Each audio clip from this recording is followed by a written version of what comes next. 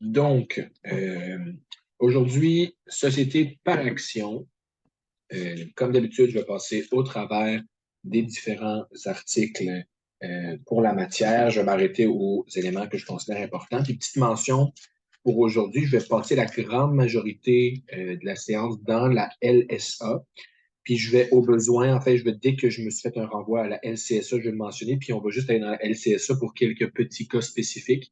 Mais globalement, moi, pour l'examen, ma méthode de fonctionnement va être de bien maîtriser la LSA, puis ensuite utiliser, pour ceux qui ne le savent pas, il y a des tables de concordance juste dans vos codes, juste après ou juste avant les lois société par action qui permettent de voir justement les équivalences LSA, LCSA. Donc, pour moi, c'est la méthode la plus efficace dans le sens de ne pas commencer à fouiller dans les deux lois. Moi, rapidement, je sais à peu près, dans la LSA, j'ai travaillé un peu plus avec, je sais où se trouvent les trucs. Puis après ça, je regarde l'équivalence sous la LCSA et j'y vais de telle manière parce que je trouve que la LCSA est relativement mal écrite comme toutes les autres lois fédérales. On va regarder rapidement le règlement sur la distance de prospectus pour l'émetteur fermé. Puis on va jeter un petit coup d'œil rapide à la LPLE, mais généralement, on va rester dans LSA aujourd'hui. Donc, s'il y a des questions, commentaires, et si je dis n'importe quoi durant mon review, mentionnez-moi le plus vite possible. Donc, si on ouvre notre LSA, première section, plus importante que dans les autres lois, selon moi, les définitions. Donc, si on n'est pas certain de la signification d'un terme dans la loi, ben, on prend le temps d'aller voir justement à l'article 2 pour voir qu'est-ce qu'il y en est. Donc, par exemple, action rachetable, résolution ordinaire versus résolution spéciale, le tribunal compétent, la définition de personnes liées. Donc, gardez en tête que justement, les définitions sont importantes et il ne faut pas se mélanger. Donc, si on nous demande à une question à l'examen, est-ce qu'il faut une résolution pour avoir cette décision-là? Ben, dans le sens général du terme, oui, mais dans le sens de la loi, parfois, il faut une résolution spéciale. Donc, on fait attention aux petits mots, on fait attention à la terminologie. Donc, ensuite, on regarde rapidement Constitution et organisation de la société par action. Ça, c'est des articles qui sont franchement quasiment les mêmes dans la LCSA. Donc, si on regarde là, article 3, une ou plusieurs personnes peuvent constituer une société par action. Toute personne physique qui peut être administrateur peut être le fondateur. Puis, article 5, qui aussi, on peut voir ça dans la LCSA, les statuts doivent contenir certains éléments. Donc, si on a une question à l'examen qui nous montre des statuts de constitution, des documents, et nous demande s'il y a des erreurs ou pas, ben à ce moment-là, on peut regarder la liste des éléments prévus à l'article 5, puis on regarde justement si les éléments requis sont présents.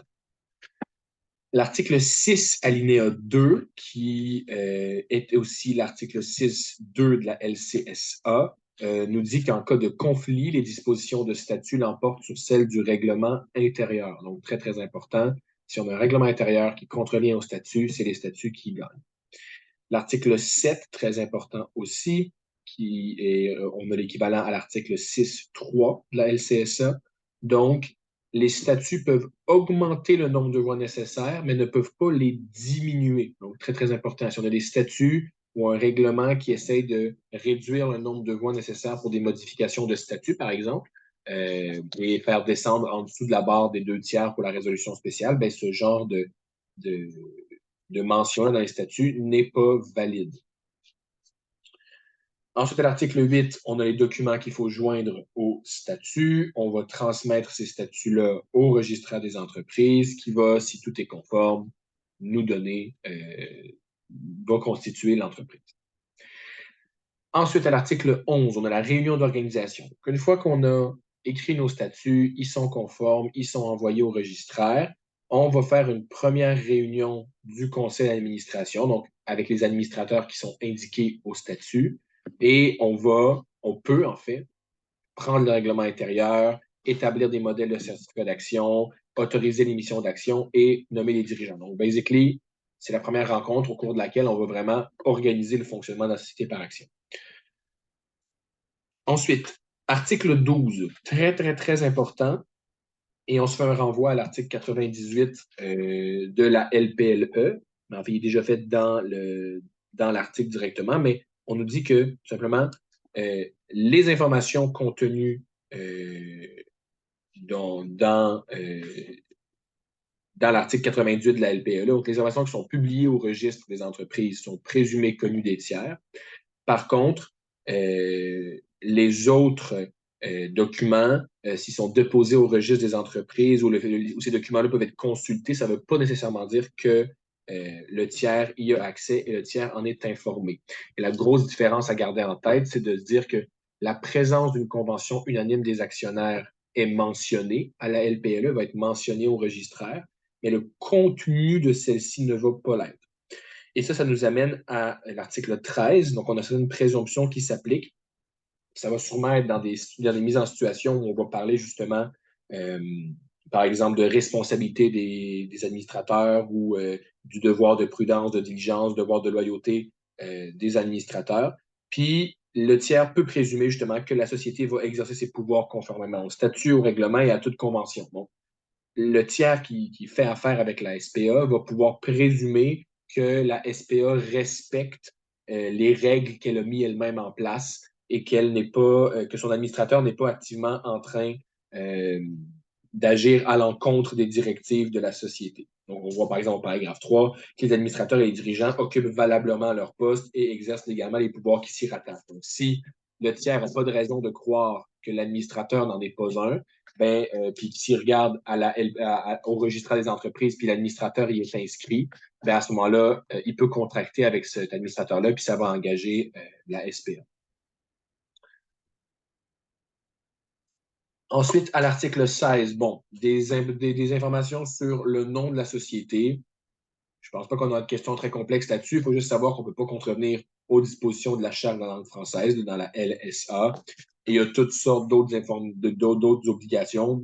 Il ne faut pas juste induire les noms en erreur ou utiliser des noms qui sont utilisés par quelqu'un d'autre. À l'article 17, on peut réserver un nom à l'avance, mais ce n'est pas obligatoire. Et article 18, quand même une différence avec la LCSA. Ici, c'est vraiment, il incombe aux intéressés de s'assurer que le nom est conforme à la loi, alors que sous la LCSA, le directeur des corporations, je n'ai pas l'article sous les yeux, mais le directeur des corporations va pouvoir refuser la constitution d'une société dont le nom serait non conforme. Article 20, si on n'a pas le nom société par action, compagnie, limité, etc., dans le nom, il faut l'indiquer par la suite. Mais on peut quand même exercer les activités sous une autre dénomination. Ensuite, modification de nom, le nom, etc., on peut passer outre.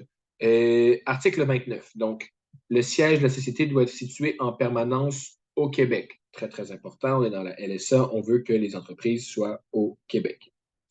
Ensuite, 31, article très important, que ce soit au niveau procédural, on va voir tantôt qu'on veut modifier des statuts ou on veut, dès qu'on prend des décisions, ça va être publié au livre de la société à l'article 31. On a l'équivalent à l'article 21A de la LCSA.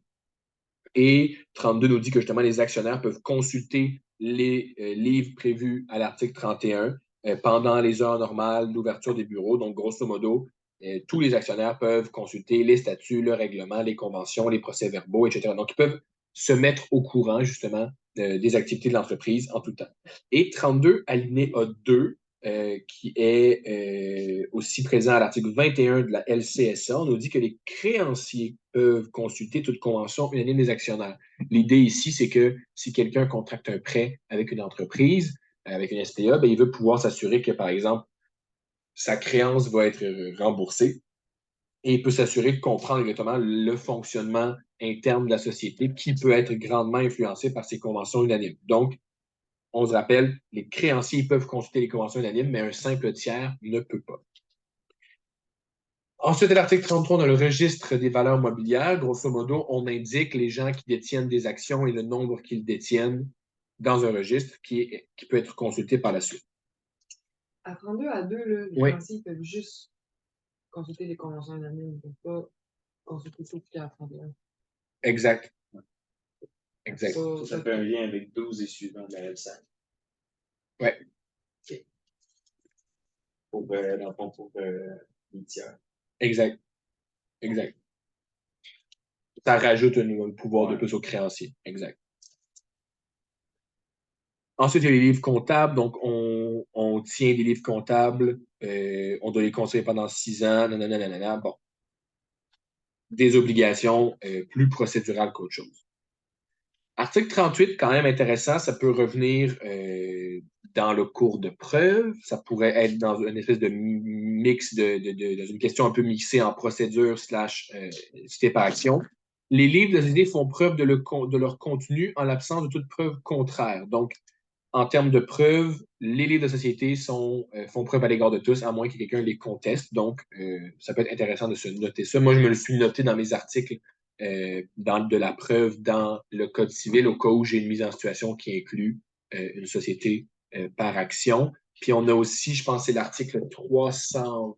Dans les articles 300 du Code civil, il y a, il y a une mention similaire par rapport justement là, à la valeur des documents publiés par la SPA. Je vais regarder pour essayer de le trouver.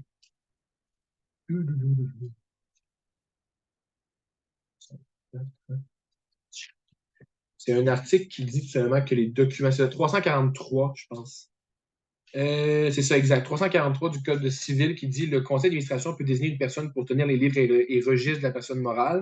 Et à l'alinéa 2, on nous dit cette personne peut délivrer des copies et jusqu'à preuve du contraire, ces copies font preuve de leur contenu sans qu'il soit nécessaire de prouver la signature qui y est apposée ni l'autorité de son auteur. Donc, grosso modo, donc dans un cas d'un litige, de quoi que ce soit, si on veut juste publier, on veut mettre en preuve, par exemple,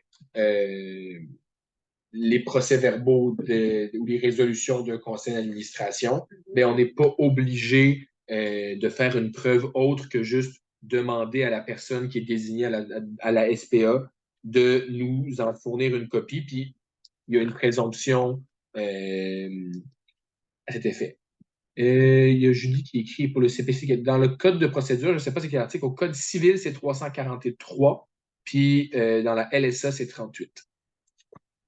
Ça veut peut-être dire pour le livre de preuve, 28. Ah, 28. Mais moi, je me suis juste laissé au début de mon truc de preuve. Je me suis juste écrit au début du chapitre de preuve, je me suis juste écrit 38 LSA, juste pour l'avoir en tête, pour me dire au cas où j'ai une question, avoir l'idée de checker. Il y a 28-30, je pense, qui fait parler des équipes d'entreprise, mais c'est plus genre, mettons, la facture qui est faite. Mais ça a une bonne adaptation quand même à mettre à 28-30. 28-31. 28-31, écrit d'entreprise. Ça, on peut le rajouter là aussi, ce qui n'est pas fou. Ouais. Ensuite, chapitre 5, on passe à l'article 43, donc la section sur le financement. Donc, la société par action va se financer à travers le capital action. Donc, le capital action peut être limité ou illimité. Donc, dépendamment, les statuts vont déterminer qu'est-ce qu'il y en est. Et exception très importante de la LSA, qui est contrairement à la LCSA, dans la loi québécoise, on peut avoir des actions à valeur nominale, alors que je pense que c'est l'article 24.3 de la LCSA qui nous interdit les actions à valeur nominale. Les actions à valeur nominale étant simplement une action qui a une valeur de base préattribuée. Voilà. Donc, on fait les actions, on peut faire des catégories d'actions, on peut faire des séries d'actions. L'article 47 nous indique quels droits ces actions-là vont avoir, donc le droit de voter, le droit de recevoir le dividende et le droit de recevoir le reliquat en cas de liquidation. Très important, il n'est pas nécessaire que toutes les actions aient tous les mêmes droits. On peut donner des droits qui sont différents pour certaines actions. Et article 48, très important, sauf disposition contraire des statuts, toute action de la société comporte l'ensemble des droits. Donc, ça, il y avait un exercice intéressant là-dessus sur Cognitis. Là. À savoir qu'on avait une mise en situation, on avait une description du capital action, puis on faisait juste dire les actions de catégorie B ont le droit aux dividendes et ont le droit au reliquat, mais il n'y avait pas de mention par rapport au droit de vote. Puis moi, je me disais, ah ben vu que ce n'est pas mentionné, on ne donne pas le droit de vote, donc il est exclu, mais il faut que explicitement le droit de vote soit exclu de la description du capital action pour une action pour que cette action-là ne dispose pas du droit. Parce que sinon, euh, la, la présomption de 48 va s'appliquer et à ce moment-là, cette action-là va bénéficier de ce droit-là. Même chose à contrario. Si tu prévois pas une restriction, mettons, au droit de vote. S'il n'y a pas de restriction, tout le monde a le droit de vote. Exact. Puis aussi, alinéa 2, si l'un si un de ces droits n'est afférent à aucune action émise, toute restriction quant à ce droit est sans effet. Donc, si on a des actions de catégorie A qui ont le droit de vote, des actions de catégorie B qui c'est inscrit ouvertement qui n'ont pas le droit de vote, mais j'ai émise aucune action de catégorie A et j'ai émis que des actions de catégorie B, bien, en attendant que mes actions de catégorie A soient émises, mon action de catégorie B va posséder le droit de vote. Article 49, un article important, on peut faire un renvoi à l'article 191 de la loi québécoise, à savoir que les catégories d'actions doivent avoir des droits égaux. Donc, en fait, à l'intérieur d'une même catégorie, les actionnaires ont des droits égaux. Et si on vient affecter l'égalité entre les actionnaires d'une même catégorie, ben à ce moment-là, il faut qu'ils puissent voter sur cette modification-là. Même s'il n'y a pas de droit de vote. Même s'il n'y a pas de droit de vote. Exact. Article 52 et suivant, on a l'émission d'actions. On nous indique d'abord à 52 alinéa 2 qu'on ne peut pas émettre des actions à valeur nominale pour une contrepartie inférieure à cette valeur-là. Donc, c'est parce que sinon, ça enlèverait un peu l'utilité d'avoir des actions à valeur nominale. Ici, on veut s'assurer que des actions, par exemple, qu'on porte des droits de vote, ne soient pas vendues à rabais.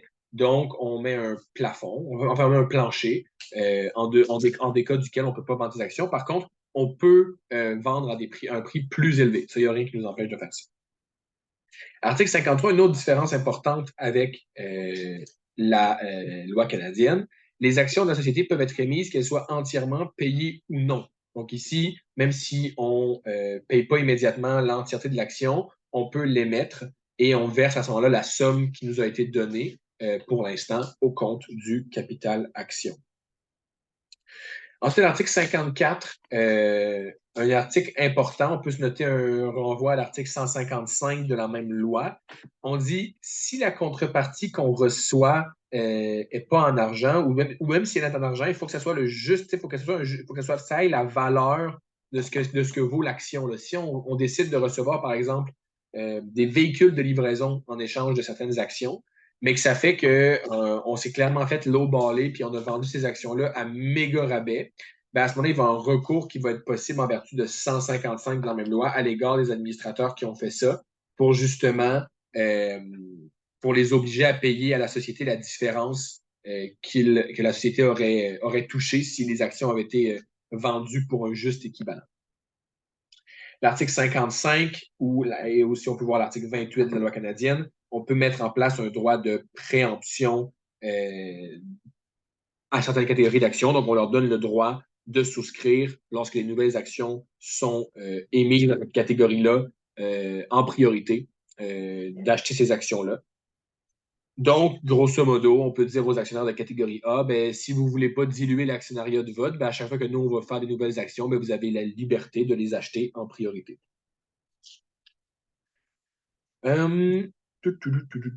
Ensuite, 61 et suivant, on a les actions avec ou sans certificat. Donc là, il y a des spécificités à cet effet. C'est relativement peu complexe. Il faut juste savoir que justement, soit on émet un certificat, donc on a un papier qui dit telle personne possède telle action. On ne peut pas, très important, on ne peut pas faire de certificat au porteur. Je regarde où est l'article qui nous dit ça, mais je sais que ce n'est pas possible, malheureusement. Il faut que les actions soient nominales. Il faut que le certificat soit nominatif. Ben, en fait, il y a 61 qui. 63? Oui, exact. C'est un lien avec 48.1 de la LCSA. 48.1 de la LCSA, merci Léo. Donc, on ne peut pas émettre des certificats au porteur. Donc, soit on a un certificat qui dit telle personne, tel nom a des actions dans telle compagnie, ou bien on va tout simplement inscrire la personne au registre des valeurs mobilières, puis on va y envoyer un avis qui va lui dire bonjour, vous êtes maintenant propriétaire des actions, mais c'est pas l'équivalent d'un certificat. L'avantage du certificat, ben, si on peut dire qu'il y a un avantage, c'est que vu que c'est vraiment un papier physique, ben, on peut à ce moment-là le vendre à quelqu'un, puis remettre le certificat, puis inscrire dessus qu'on désire le vendre à quelqu'un. Donc, ça peut, dans certains cas, simplifier un peu la chose, mais généralement, aujourd'hui, en 2023, ça fonctionne plutôt par inscription au registre des valeurs, au registre des valeurs mobilières de la société dans les livres, puis ensuite on envoie un avis. Tu peux comment ça, certificat? Oui, tu peux faire sans certificat, justement. Mais il faudrait quand même t'avoir un avis à chaque fois quand tu vends les actions, il faut que tu envoies un avis parce que dans la vie, il faut que tu aies les mêmes informations qui sont prévues pour les certificats. Et il faut, très, très important, s'il y a une convention unanime des actionnaires qui est prévue dans la société, il faut que soit le certificat, soit l'avis qui fait office de certificat mentionne l'existence de cette convention unanime des actionnaires, parce que si l'actionnaire n'est pas au courant, on peut aller voir à l'article 218, je crois. 65 à 3, ça. Convention unanime des actionnaires qui doit être. Oui, exact. 65 al 3 nous dit qu'il faut qu'on avise l'actionnaire qui achète les actions. Un avis. Puis 218 al 3, on dit que cette personne, ben, la personne qui achète, est présumée ne pas avoir eu connaissance de la convention si le certificat qu'elle détient ne fait pas état de l'existence d'une telle convention. Donc, ça va permettre à quelqu'un d'utiliser l'article 218 al 2 pour demander dans les 30 jours de la connaissance de la convention unanime de faire annuler l'opération d'achat, se faire racheter ses actions parce que finalement, par exemple, ça ne lui convient pas. Puis, on peut aller voir l'équivalent dans la LCSA, qui est l'article, je crois, 146, 146 paragraphe 3. Donc, l'acquéreur ou le cessionnaire des actions assujetties à une convention est réputé être partie à celle-ci. Al 4, si l'acquéreur ou le cessionnaire n'est pas avisé de l'existence de la convention, il peut, dans les 30 jours, le même délai que sous la loi québécoise, annuler l'opération par laquelle il est devenu acquéreur ou actionnaire. 146. Paragraphe 3 et 4.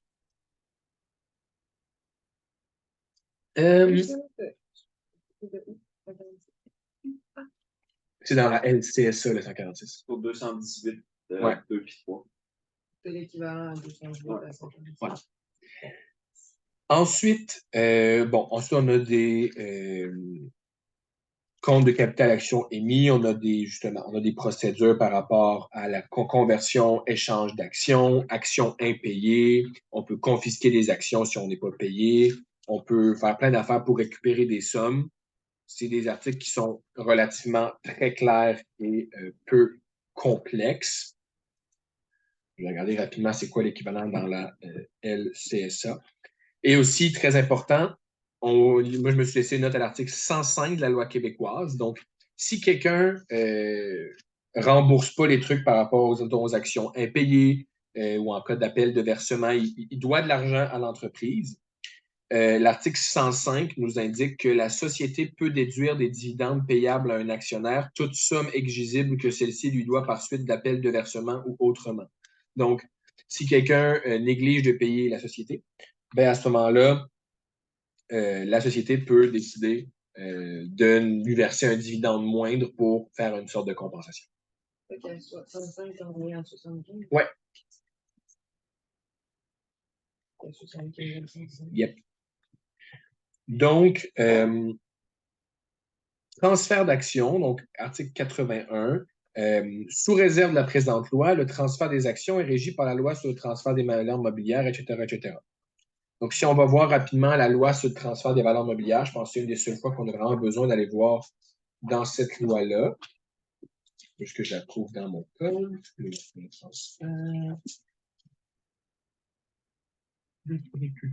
C'est les articles 37 et 85.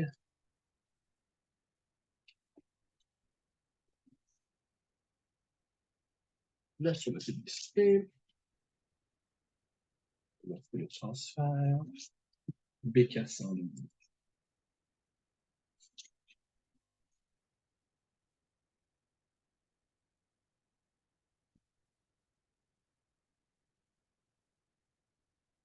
Donc, à 85, on a tout simplement des obligations d'inscription du transfert. Donc, c'est quoi la procédure nécessaire pour inscrire qu'un transfert d'action a été fait? Et si on va voir à l'article 37, truc, 37 de la LTVM, on dit une restriction imposée par l'émetteur au transfert d'une valeur mobilière, même si elle est par ailleurs licite et inopposable à une personne qui n'en a pas connaissance. Donc, grosso modo, si quelqu'un n'est pas au courant qu'il ne pouvait pas acquérir une action, ben, on ne peut pas ensuite le pénaliser puis le forcer à redonner celle-ci. Grosso modo. Ça, 37 est équivalente à 49,8 de la LCSA. Oui. Puis 85, c'est 51. Parfait. Donc, l'article 37, pour ceux qui si vous n'avez pas entendu, l'article 37 de la loi sur le transfert des valeurs mobilières est équivalent à 49.8 de la LCSA. Et l'article 85 de la loi sur le transfert des valeurs mobilières est équivalente à l'article 51. 51 de la LCSA. Et fait que tu dit 37, 45, 8. Oui. Puis 85, 51. 49,8. 49, 8. 49, 8. 49,8 puis 51. Yep. Et 47. J'avais pas noté ça, mais bon. Ensuite, 84, très important. Une action ne peut pas être transférée avant que tous les versements exigibles au moment du transfert aient été payés.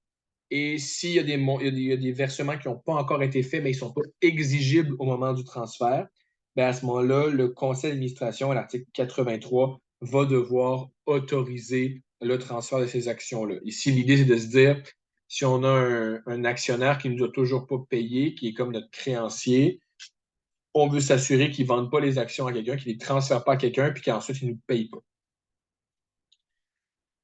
Ensuite, article 85 et suivant, on est dans la section sur la modification au capital action. Et première règle très, très, très importante, l'acquisition par la société d'une action ou d'une fraction d'action emporte annulation de celle-ci. Donc, une société peut, sauf exception, ne peut pas détenir ses propres actions.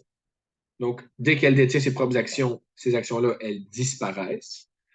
Et il y a des exceptions qui sont prévues si, par exemple, elle exerce elle détient les actions dans la suite d'un droit de confiscation, dans le cas d'une société qui devient la filiale d'une personne morale, à l'article 88, elle a 5 ans pour vendre les actions de cette personne morale. Donc, grosso modo, c'est de dire, à moins d'une situation spécifique, si on a nos propres actions, ben, ces actions-là, elles disparaissent.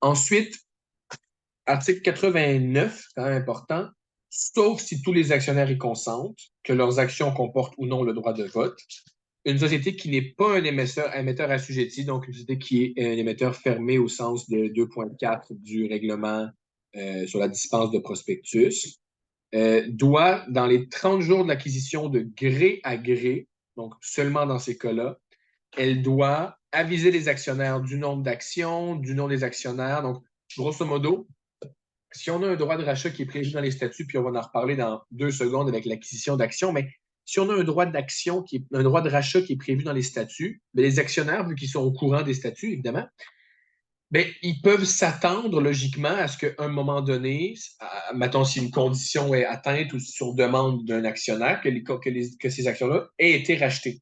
Alors que si on parle d'achat de gré à gré, mais ça sort un peu de nulle part. La société peut du jour au lendemain proposer à un actionnaire de racheter ses actions ou un actionnaire peut du jour au lendemain proposer à la société de racheter ses actions. Et dans ces cas-là, il faut, pour assurer une transparence puis que les autres actionnaires ne soient pas pris par surprise, bien, il faut les avertir des changements qui ont été amenés. Donc, c'est pour ça que dans les 30 jours d'acquisition de gré à gré, il faut avertir les actionnaires. Ensuite, article 90, subdivision ou refonte d'actions. Ça, c'est dans le sens que si on décide que maintenant toutes les actions de catégorie A valent maintenant 10 actions de catégorie A, puis on veut juste augmenter le nombre d'actions pour une raison ou une autre, ou on veut subdiviser, donc on divise le nombre d'actions par 10, on peut le faire. Par contre, c'est le conseil d'administration qui peut faire une résolution simple à cet effet. Par contre, il faut une résolution spéciale des actionnaires si un actionnaire détiendrait moins qu'une action, donc quelqu'un se retrouverait avec un tiers d'action. Et si la refonte ou la subdivision porterait atteinte aux droits conférés par l'ensemble des actions à l'une des catégories. Donc, si ça touche quelqu'un spécifiquement, bien, à ce moment-là, cette catégorie-là va pouvoir, on va pouvoir faire une résolution spéciale pour s'assurer que cette portion-là des actionnaires soit entendue. 92, donc les modifications dans le nombre maximal ou la valeur nominale des actions ou toute autre modification au capital action autorisée doit faire l'objet de statut de modification, c'est-à-dire on fait un renvoi à l'article 241 de la LSA. Grosso modo, il faut résolution spéciale, etc., etc. Donc, si on modifie le nombre maximal d'actions permis, c'est une modification au statut qui est importante, donc on passe par la résolution spéciale. C'était quoi l'article? 241. C'est l'article général qui dit modifier son statut. 92. Ouais. Ensuite, on tombe dans la section sur les acquisitions d'actions. Puis avant de faire le tour des dispositions sous la loi québécoise, on va aller faire un petit tour dans la loi canadienne parce que le test dans la loi canadienne est un tantinet moins agréable à lire. On va regarder justement le test sous la loi canadienne, puis une fois qu'on comprend ça, ben après ça, le test sous la loi québécoise devient relativement simple. Il y a une capsule aussi dans les capsules de perfectionnement Perfectionnement. qui en parle, puis c'est quand même vraiment bien résumé, puis c'est pas tant long. OK, fait que c'est assez ce que Léo nous dit que justement, on peut aller voir des capsules perfectionnement. Il y a une bonne capsule là-dessus. Généralement, c'est pas trop compliqué. Il y a des bons exercices là-dessus aussi. Il faut juste savoir différencier dans quelle situation de rachat ou d'achat d'actions pour pas se mélanger. La manière de le comprendre, dans la loi de société par action, on a l'article 34, l'article 35, l'article 36. Et la manière dont ça fonctionne, c'est que l'article 34 prévoit le test le plus sévère. Ensuite, on a l'article 36 qui est moins sévère et l'article 35 qui est le test le moins sévère. Puis ça s'explique par différentes choses. L'article 34, c'est les acquisitions de gré à gré. Donc, comme je vous disais tantôt, quand c'est acquis de gré à gré, c'est pas prévu par les statuts, mais ça peut comme un peu surprendre les autres actionnaires. Ça peut surprendre les créanciers. Donc, on veut s'assurer que le test comptable soit le plus sévère possible.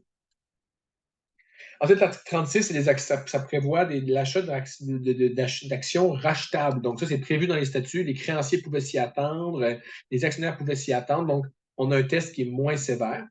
Et finalement, l'article 35, c'est des situations où on est un peu obligé de faire quelque chose.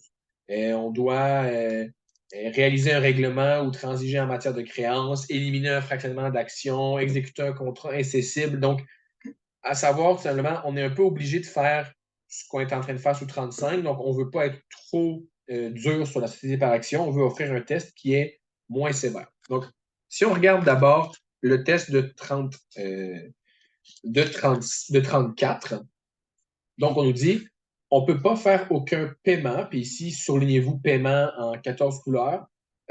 Pour vous indiquer seulement qu'on peut procéder à l'achat ou au rachat. On va prendre les actions, puis on va les mettre dans notre capital, on va les reprendre, ils vont disparaître, mais on ne peut pas procéder au paiement tant qu'on n'atteint pas les critères là, prévus par les articles. Donc, sous 34, on ne peut pas, on peut pas faire un paiement si, d'un côté, on ne va pas pouvoir acquitter notre passif à échéance, c'est-à-dire que nos actifs à court terme ne sont pas plus grands que notre passif à court terme, grosso modo. Puis à l'examen, si on ne nous donne pas, d'habitude c'est mentionné, ça dit prenez pour acquis que la société va pouvoir acquitter son passif à échéance. Mais si ce n'est pas le cas, la manière de le faire, c'est faire un ratio très simple. C'est le ratio du passif, de l'actif court terme sur le passif court terme. Il faut que ce ratio soit supérieur à 1. Si ce ratio est inférieur à 1, on est dans une situation où la société ne pourrait pas acquitter son passif à échéance si elle fait la transaction prévue. Oui, Guillaume. Excuse-moi, peux-tu juste répéter ce que tu viens de dire pour le ratio? C'est quoi On sur... t'entend pas. Ah. Vous m'entendez pas? Bon. Moi, je l'entends. On n'entend pas Guillaume. Bon. Tu peux nous écrire, Nous, on l'entend. écris ta question dans le chat si, si ton micro ne fonctionne pas, puis on va essayer de Ton répondre. son est ouvert? Non, mon son n'est pas ouvert, c'est pour ça. C'est de ma faute, gang. Attendez, T'es boomer. je suis quand même boomer. Super Attends. Désolé. Vas-y, Guillaume, on t'écoute. Oui, tu peux juste répéter le ratio, c'est quoi sur quoi?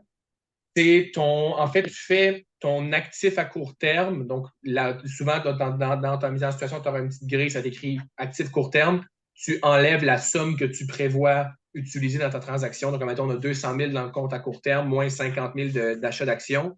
Puis, tu divises ça par le passif à court terme.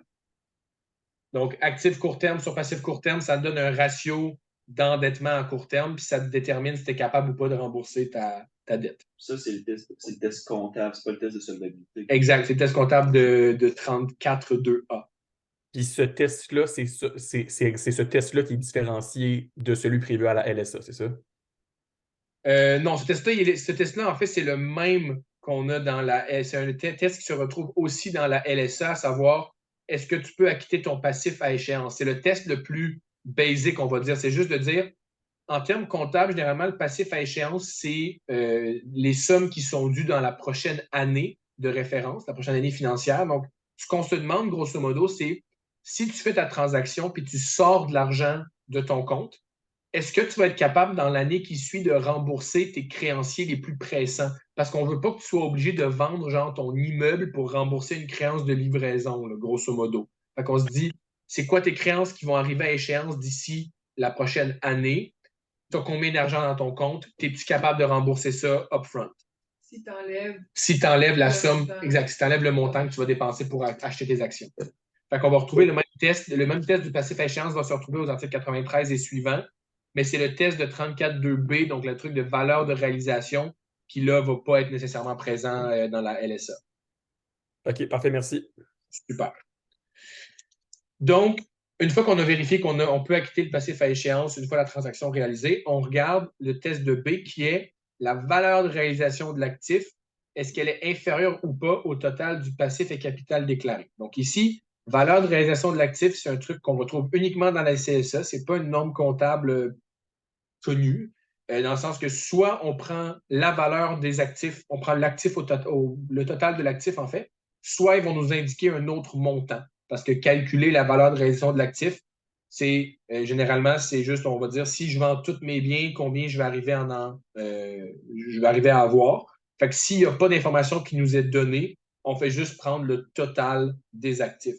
Et on regarde si ce total-là est inférieur à notre passif et notre capital déclaré. Puis il faut garder en tête qu'il faut, d'un côté, dans l'actif, il faut enlever le montant qu'on compte mettre pour acheter les actions. Puis du côté du capital déclaré, il ne faut pas oublier d'enlever le capital déclaré qu'on va faire disparaître en rachetant les actions. Puis très, très important, la somme pour laquelle on rachète les actions n'est pas toujours équivalente à la somme déclarée au compte de capital action. Donc, si on rachète des actions à 50 000 mais qu'elles ont une valeur indiquée au compte de capital action de 25 000, bien à ce moment-là, on enlève seulement 25 000 du total des passifs et capital déclaré, mais on va enlever 50 000 de la valeur de réalisation de l'actif. Donc, il faut garder ça en tête parce que ça peut être une pogne, puis justement, ça peut jouer grandement sur la capacité de l'entreprise de racheter ou pas ses actions. Est-ce que tu peux le répéter, s'il te plaît? Oui. Donc, d'un côté, tu as la valeur de réalisation de l'actif, donc ton total d'actifs. Donc, admettons, on va donner des chiffres là, parce que c'est beaucoup plus clair. Là. Fait qu'admettons, c'est ça, exact. On a 500 000 par exemple d'actifs et on a 250 000 de passifs et on a 250 000 de capital action. Donc, techniquement, si on veut racheter, par exemple, dans notre capital action, on a des actions de catégorie B, par exemple, qui valent 10 000 Donc, nous, on veut vraiment racheter ces actions-là Donc, on va voir le propriétaire des actions de catégorie B, puis on lui dit, tes actions valent 10 000 $, mais nous, on veut les racheter tout de suite, immédiatement, donc on va t'offrir un bon prix. On te les offre à 20 000 $, par exemple. Donc là, d'un côté, on a la valeur de notre réalisation d'actifs qui est de 500 000 $, duquel on va enlever la somme pour laquelle on rachète les actions, donc 20 000. Donc, on arrive à un total de 480 000 $ dans la valeur de réalisation de l'actif. Et de l'autre côté, on fait un total de notre passif, qui est à 250 000, et de notre compte capital action. Ici, on a 250 000 avec des actions de catégorie B à 10 000. On les a rachetées à 20 000 $, mais on fait disparaître les actions de catégorie B parce qu'on les a rachetées. Mais vu qu'elles valent seulement 10 000 dans le compte de capital déclaré, bien, on fait juste enlever 10 000 $.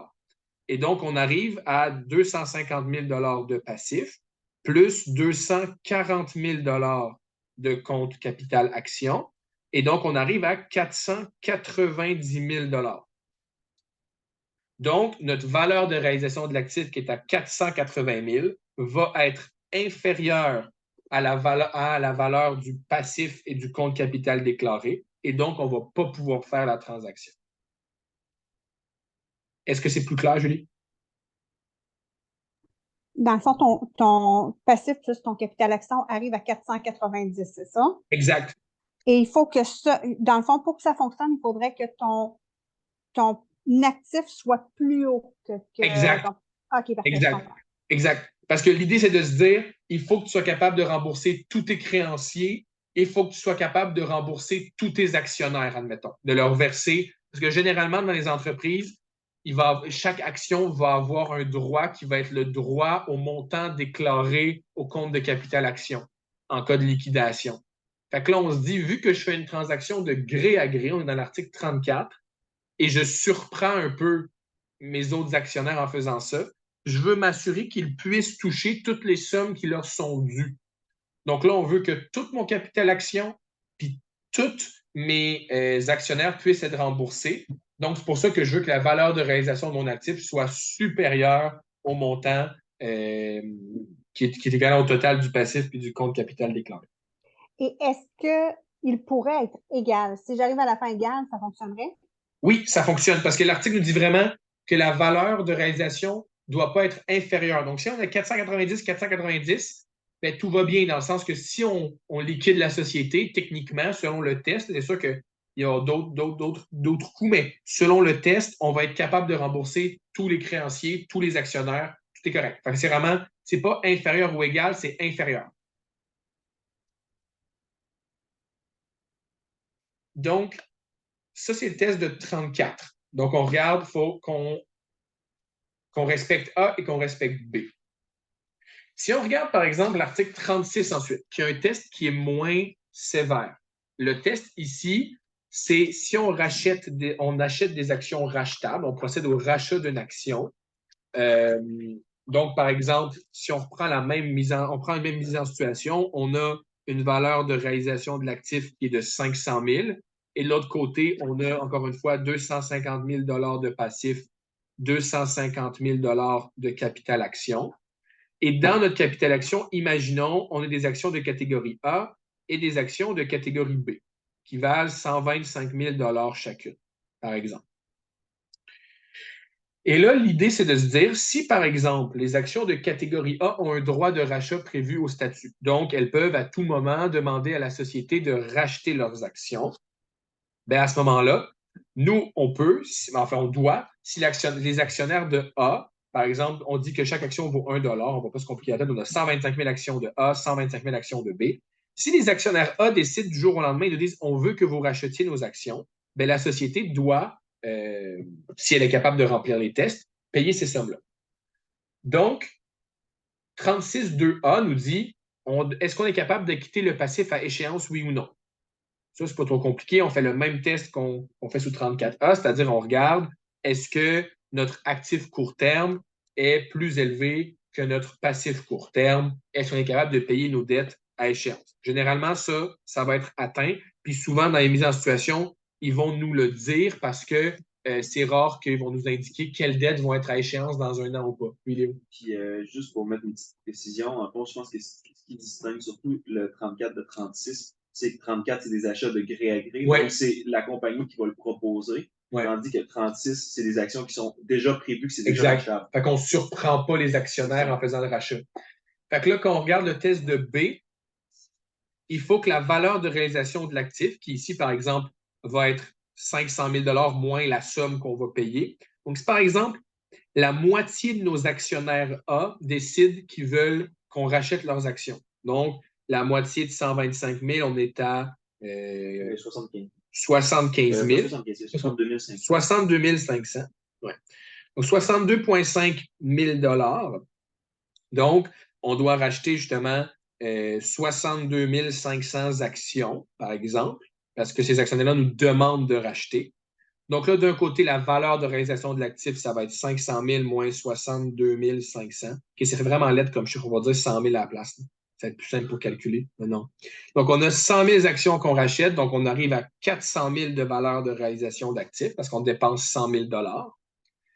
Et ensuite, le test qu'on doit faire, c'est on regarde si la valeur de réalisation va être inférieure à notre passif, donc 250 000, plus les sommes nécessaires en cas de rachat ou de liquidation pour désintéresser les actionnaires qui, par rapport aux détenteurs, ont des droits par préférence ou par concurrence. Ce qu'on veut dire là, c'est on regarde dans notre capital action, est-ce qu'on a d'autres actions qui ont un droit de préférence ou un droit de concurrence pour faire racheter leurs actions. Donc, imaginons ici, on a juste les actions A et les actions B. Donc, on n'a pas d'actions qui ont une préférence sur les actions A. Par contre, les 25 autres 1000 actions de catégorie A, elles pourraient aussi demander d'être rachetées à un certain moment. Et ce qu'on veut s'assurer, c'est que qu'on soit capable, en fait, avec l'argent qui nous reste dans l'actif, de payer les créanciers et payer les 25 000 actions de catégorie A qui vont pouvoir demander, elles aussi, le rachat at some point. Donc, on fait 250 000 plus 25 000, donc les sommes nécessaires pour désintéresser les actionnaires concurrents, et on arrive donc à 275 000. Et donc, le test ici va être rempli parce que 400 000 est plus grand que 275. Donc, grosso modo, le test ici est beaucoup moins sévère. 250 plus 100. Plus 20, exact. Là, si on regarde sous 35, la différence avec l'article 36, c'est que dans ces situations-là, le test à 35.3A et B, à 35.3B, le test, c'est comme sous 36, mais on parle uniquement des actions payables par préférence et non pas par concurrence. Donc, si par exemple, on devait racheter les 100 000 actions de catégorie A, mais pour réaliser un règlement en matière de créance pour une raison ou une autre, bien, à ce moment-là, on aurait tout simplement, d'un côté, on rachète les 100 000 actions, donc la valeur de réalisation de l'actif est à 400 000, mais de l'autre côté, on n'a aucune action qui a une préférence sur A, et donc on fait juste prendre la somme des passifs, et donc 250 000. Donc le test est encore moins sévère. Donc, grosso modo, ce qu'il faut regarder quand on va avoir des descriptions de capital action, c'est quelles actions ont des droits de rachat qui sont concurrentes. Donc, basically, tous les gens d'une même catégorie qui ont un droit de rachat sont concurrents un à l'autre. Puis ensuite, est-ce que j'ai une action qui a au droit au rachat par préférence à ma catégorie d'action ou quelqu'un qui a une préférence en cas de rachat ou de liquidation. Donc, si par exemple, j'aurais des actionnaires C qui auraient une priorité absolue pour les montants versés au capital action en cas de liquidation, ben à ce moment-là, il faudrait que je les prenne en compte parce qu'ils ont un droit préférentiel qui peut, en cas de problème, être invoqué. Et donc, il faut que je m'assure de pouvoir rembourser ces gens-là. Donc, grosso modo, on a justement 34, 35, 36. Les tests varient en complexité et en difficulté, on va dire. Et encore une fois, je vous nomme la partie importante, on ne peut pas faire le paiement si le test n'est pas rempli. Mais on peut quand même racheter les actions, les reprendre, les faire disparaître. Puis à ce moment-là, l'actionnaire qui en fait n'est plus un actionnaire parce que ses actions ont disparu, va plutôt devenir un créancier de la société et va pouvoir, en cas de problème, réclamer sa créance. L'idée ici, c'est de dire, on a un créancier, par exemple, on lui rachète ses actions, on n'est pas capable de le payer, mais lui, il se retrouve sans droit de vote, sans droit de dividende, sans droit au reliquat. Fait que là, si l'entreprise a fait faillite, mais lui, il se retrouve avec rien. Fait que pour éviter ça, on lui donne un droit de créance et à ce moment-là, lui va pouvoir être payé par préférence sur les autres actionnaires. Parce que dans la logique de la liquidation d'une société par action, hein, on rembourse d'abord, comme dans le code de procédure civile, c'est prévu, si on fait une colocation, on fait une vente, on fait quelque chose, on rembourse d'abord les créances, les créanciers hypothécaires, les créanciers chirographaires, puis ensuite, ce qui reste, le reliquat, mais là, on distribue ça aux actionnaires, ce qui reste. Donc, si notre actionnaire devenu créancier maintenant veut récupérer son argent, bien, il va avoir priorité sur tous les autres actionnaires. Fait que pour lui, ça, c'est parfait parce que ça lui garantit. Ça ne lui garantit pas, mais ça lui donne une meilleure chance d'avoir accès à son argent s'il y a quelque chose qui va plus bien avec l'entreprise. Donc, on garde ça en tête. Puis c'est le même principe qui va s'appliquer sous la loi québécoise, dans le sens, si on veut vraiment faire un rachat d'actions, on veut vraiment racheter les actions pour arrêter une subdivision, quoi que ce soit, on peut le faire. On fait disparaître les actions, mais par la suite, il faut qu'on rembourse cette créance-là qu'on a créée à l'égard d'un ex-actionnaire, on va dire. Donc là, si on revient à la loi québécoise, à l'article 93, on a d'abord la mention très importante qu'on ne peut pas racheter ou acheter ou échanger des actions qui ne sont pas entièrement payées. Donc, il faut d'abord que la personne paye toutes ses actions avant qu'on puisse procéder à des rachats ou des manipulations sur ce capital action-là. Article 94. Puis ici, toutes les obligations qu'on a ici, là, on se note qu'on peut mettre un renvoi à l'article 156 de la loi québécoise, puis c'est, disons, le pendant recours ou action contre les administrateurs qui autoriseraient une transaction qui, justement, viendrait en contravention avec ces articles-là. Donc, on ne peut pas racheter unilatéralement. Donc, quand on dit racheter unilatéralement, on parle d'un droit de rachat prévu dans les statuts. Que moyennant le prix entier de leur prix de rachat. Donc, on ne peut pas dire « Ah, ben, je te paye la moitié cette semaine, l'autre moitié la semaine d'après. » Donc, pour les droits prévus au statut, il faut qu'on paye d'un seul coup la somme prévue. Et on ne peut pas acheter des actions rachetables pour un prix supérieur au prix de rachat. Donc, on ne peut pas dire au gars « Ben, ah, tiens, on a le droit de te les racheter à 50 000, mais on va être smart, on va les racheter à 70. » Ça ne fonctionne pas. Ensuite, 95, un peu comme sous la loi canadienne, la société ne peut faire aucun paiement en vue d'acheter s'il a des motifs raisonnables de croire qu'elle ne pourrait, de ce fait, acquitter son passif à échéance. Ici, c'est le même test duquel on parlait tantôt là, de 34.2a ou 36.2a. Donc, grosso modo, le ratio actif court terme sur passif court terme. 96, des mentions supplémentaires. La société ne peut faire aucun paiement, encore une fois, en vue d'acheter ou de racheter, donc soit d'exercer un droit de rachat ou d'exercer un achat de gré à gré. Puis là, nous, c'est le paragraphe 1 qui nous intéresse majoritairement parce qu'on ne va probablement pas dealer avec des émetteurs assujettis à l'examen. Lorsqu'elle n'est pas un émetteur assujetti et que ce paiement la rendrait incapable, en cas de liquidation, de verser les sommes nécessaires au paiement des actions prioritaires ou concurrentes aux actions ainsi achetées et rachetées en tenant compte de la renonciation au paiement des actionnaires. Donc, l'idée ici, c'est un peu similaire au test de 36B, à savoir, on se dit, OK, je rachète des actions de catégorie A. Est-ce que ça voudrait dire qu'en cas de liquidation, si les autres actionnaires A décident d'exercer leur droit de rachat, est-ce que je vais être capable de les rembourser? Ce test-là, voyez-vous, même si on est dans un achat de gré à gré, donc sous la loi canadienne, on appliquerait le test de 34, qui est beaucoup, beaucoup plus sévère.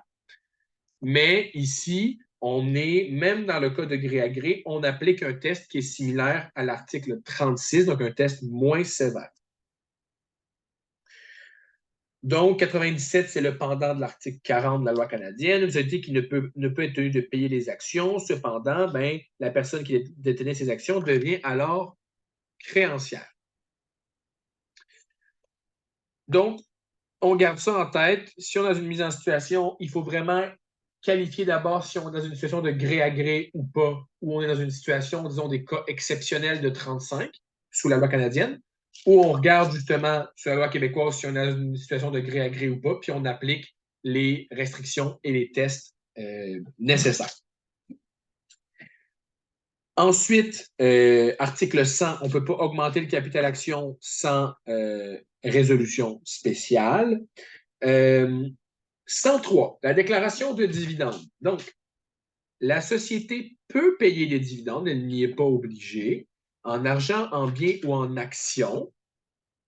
Et là, très, très important, article 104, ça peut être une très belle pogne à l'examen. Il y avait ça dans les exercices, puis c'est un beau play on words. On dit, la société ne peut déclarer ni payer aucun dividende, sauf le dividende en actions ou en droit d'option, s'il y a des motifs raisonnables de croire qu'elle ne pourrait pas acquitter son passif à échéance. Fait que si la société décide de payer ses dividendes en donnant des actions à ses actionnaires, ça, à ce moment-là, même si les actions ont une valeur nominale, même si les actions ont une valeur établie, on ne peut pas prendre ça en compte. Fait que c'est vraiment si on fait des paiements en biens ou en argent que là, on va regarder si le déboursement de ces sommes-là, des actifs, va venir affecter la capacité de l'entreprise à acquitter son passif à échéance. C'est tout le temps du comptable. C'est tout le temps du... On va être capable de payer avec notre argent, nos liquidités versus ce qu'on doit. Exact. C'est pas juste de... C'est pas une notion d'action, c'est une notion de cash. Exact. Fait que si on donne des actions, on s'en fout un peu parce que ça n'affectera pas les actifs de la compagnie, justement. Excuse-moi, est-ce que je comprends bien quand tu dis là, l'interdiction qui est là, c'est qu'ils ne peuvent pas le payer en argent, mais ils pourraient le faire en action exact. Si jamais le test fait en sorte qu'ils ne seraient pas capables de le donner, ils pourraient dire, regarde, on ne te le donnera pas en argent, mais on va te donner des actions. Exact. Parce que dans le sens que émettre des actions, ça ne vient pas affecter les actifs de la compagnie.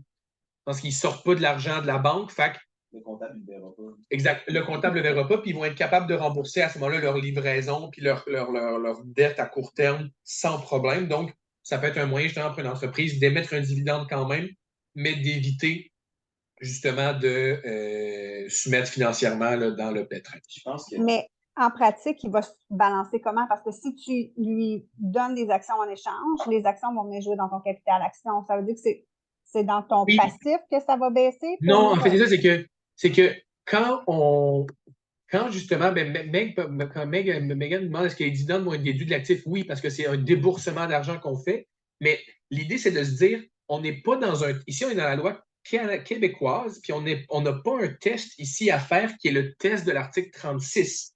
On est uniquement dans un test de passif à échéance. Donc, tout ce qu'on se demande, c'est est-ce que l'argent du compte en banque, est-ce que l'actif va pouvoir payer le passif?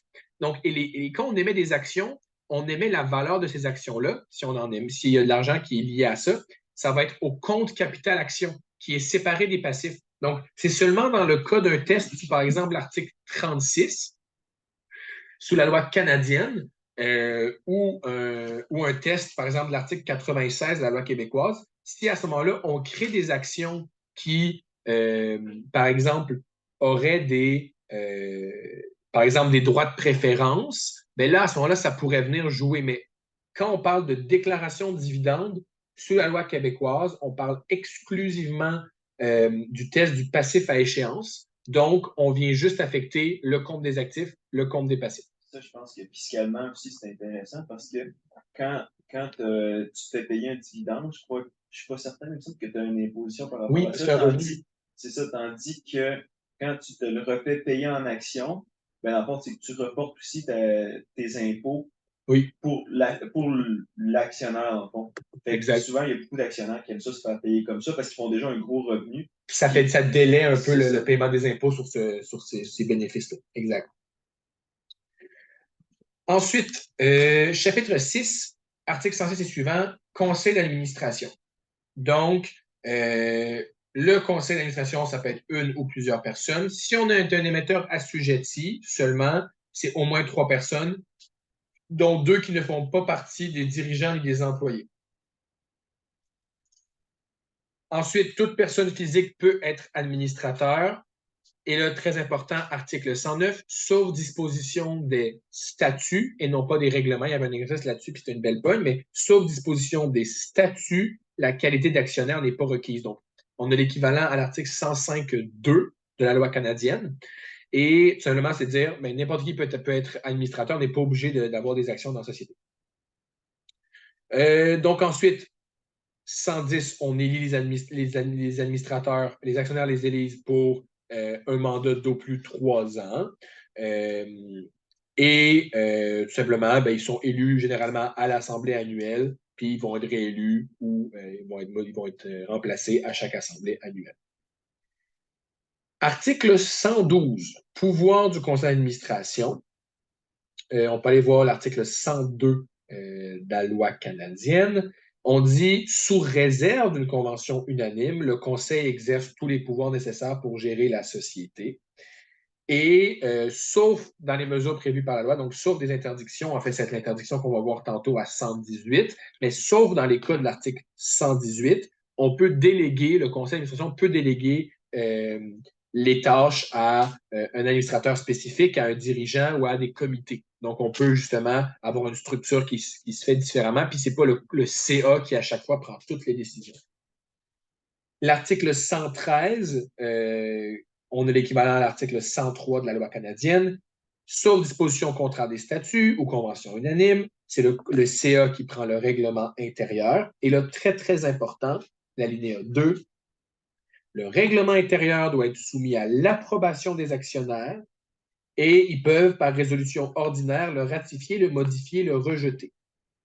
Et les modifications relatives aux assemblées d'actionnaires, c'est bien important, vont prendre effet uniquement lorsqu'elles vont être approuvées. Fait que, si on modifie, par exemple, autre chose dans le règlement, bien, ça va être en vigueur jusqu'à ce que ça arrive à l'Assemblée des actionnaires, puis les actionnaires décident s'ils gardent ces modifications-là ou pas. Par contre, si on a des modifications qui portent sur le fonctionnement de l'Assemblée en soi, bien, on veut que les actionnaires, avant de modifier la manière dont ils prennent eux-mêmes leurs décisions, puissent approuver ou non ces modifications-là. Ensuite, article 115. Donc, sauf disposition contraire, encore une fois, du règlement ou d'une convention, le Conseil peut faire différentes choses. Contracter les emprunts, émettre des titres de créances, rendre caution, hypothéquer des biens. Donc, ils peuvent grosso modo assurer le fonctionnement de l'entreprise comme prévu. 116, on peut créer justement des postes de dirigeants pour exercer des fonctions. Ça se passe très souvent. Et ces dirigeants-là vont être mandataires de la société. Puis là, on se fait un petit renvoi, on se rappelle, on parlait de l'article 12 et de l'article 13 de la loi québécoise. On se dit, si quelqu'un fait affaire avec un dirigeant de la société ou un représentant de la société, il va pouvoir présumer que cette personne-là agit dans les règles de son mandat et agit à l'intérieur des fonctions qui lui sont attribuées, si évidemment cette personne est de bonne foi. Les articles 321, 323 aussi du Code civil qui parlent des obligations des mandataires de la société. Yep.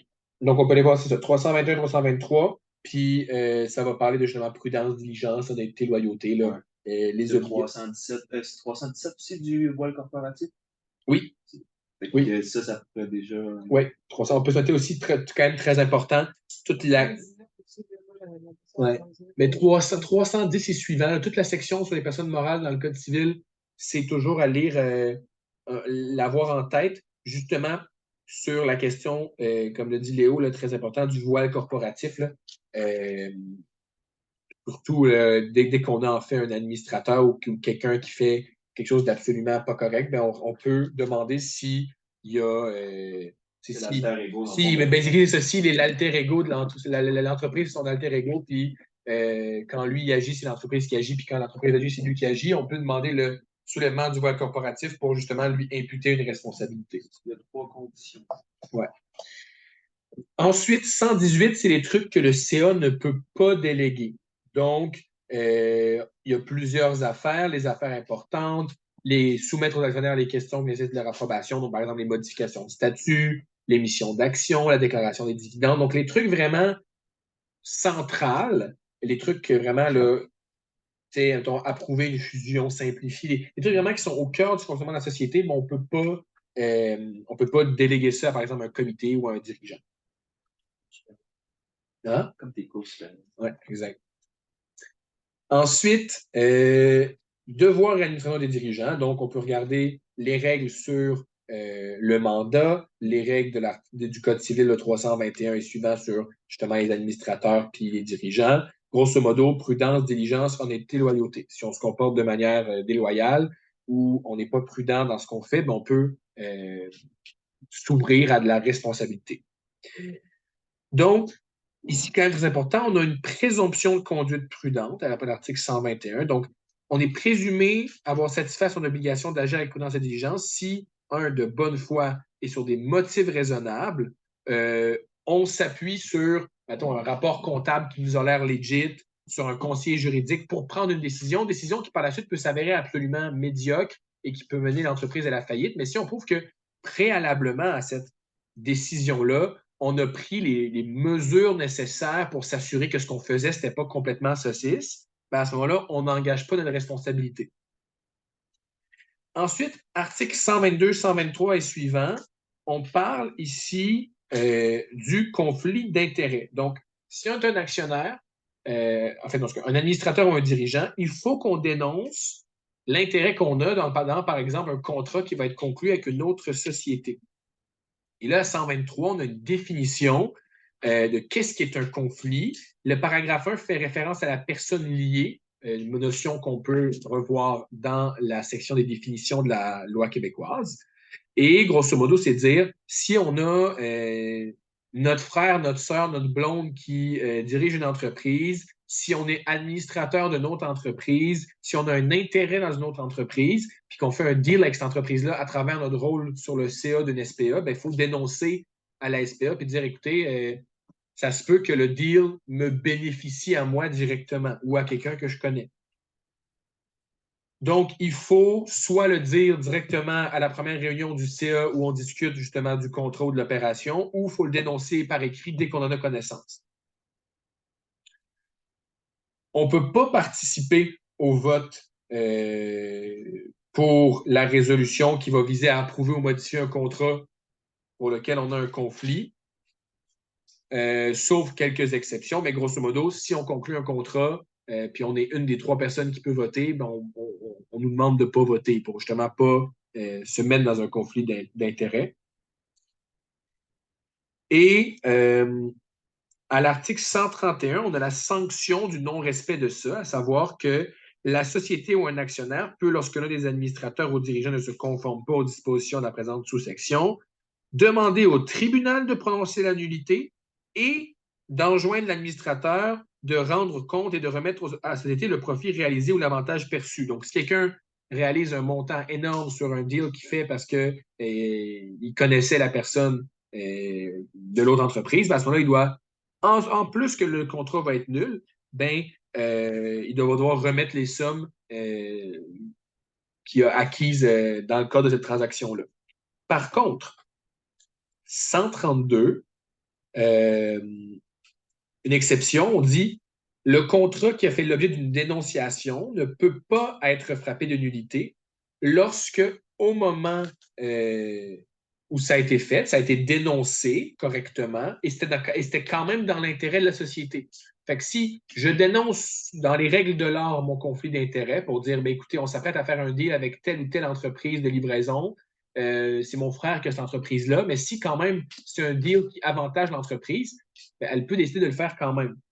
Puis 133, très important, on peut, encore une fois, même si tout est disponible pour prononcer la nullité, on peut, même si le dirigeant n'a pas fait la dénonciation, on peut approuver le contrat si le contrat ou l'opération a fait l'objet d'une approbation par résolution ordinaire des actionnaires ayant droit de vote et n'ayant pas d'intérêt dans le contrat ou l'opération.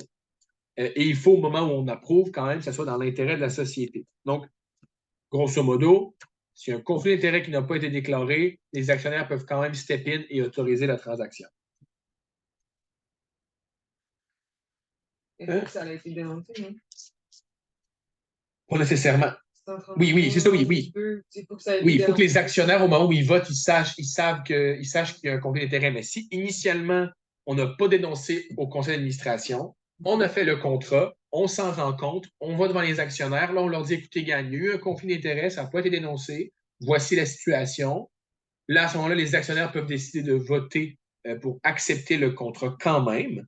Mais il faut que quand ils le fassent, 133.3, qu'au moment de son approbation, le contrat ou l'opération soit dans l'intérêt de la société. Donc, grosso modo, c'est juste pour dire, si il y en a un qui n'a pas été chill, on peut quand même accepter le contrat si ça nous avantage, puis on veut vraiment contracter avec cette entreprise-là. Ensuite, article 134 et suivant, réunion du conseil d'administration. Grosso modo, on envoie un avis aux membres du CA, on leur dit l'heure, les questions, le lieu de la réunion. Tout administrateur, c'est important, 136, on a le pendant à 114.5 de la LCSA. Tout administrateur peut, par écrit, renoncer à l'avis de convocation. Sa seule présence à la réunion équivaut à une renonciation à l'avis.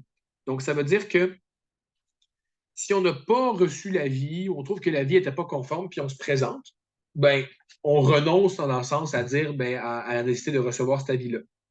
L'exception étant que si on assiste uniquement à la rencontre pour dire que la rencontre n'est pas legit, ben à ce moment-là, on a le droit de faire ça. Là. Dans le sens que si l'avis n'est pas correctement envoyé, on peut se présenter à la rencontre et dire cette rencontre ne peut pas avoir lieu parce que la rencontre n'a pas été demandée correctement.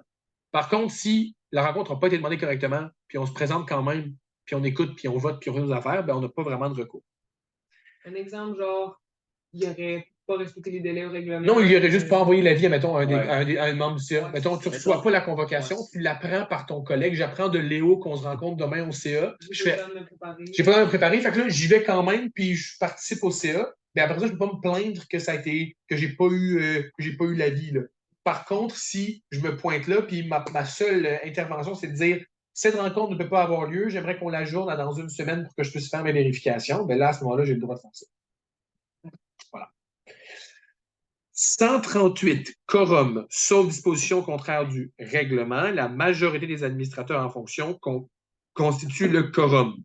Donc, on doit atteindre le quorum au début de la séance, puis même si après ça, il y a des gens qui quittent, le quorum continue à être atteint. Ensuite, 139, très important quand même, parce qu'après ça, puis on peut voir l'équivalent à l'article 123 de la loi canadienne. Dissidence. Donc, si je suis dans une situation où le CA est en train de prendre une résolution absolument jambon, du genre autoriser l'émission d'actions qui sont au-delà de la limite au-delà de la limite prévue par les statuts, etc., bien, je peux consigner ma dissidence pour qu'après ça, quand mes collègues se fassent poursuivre pour manque de diligence et de prudence, moi, je ne sois pas responsable.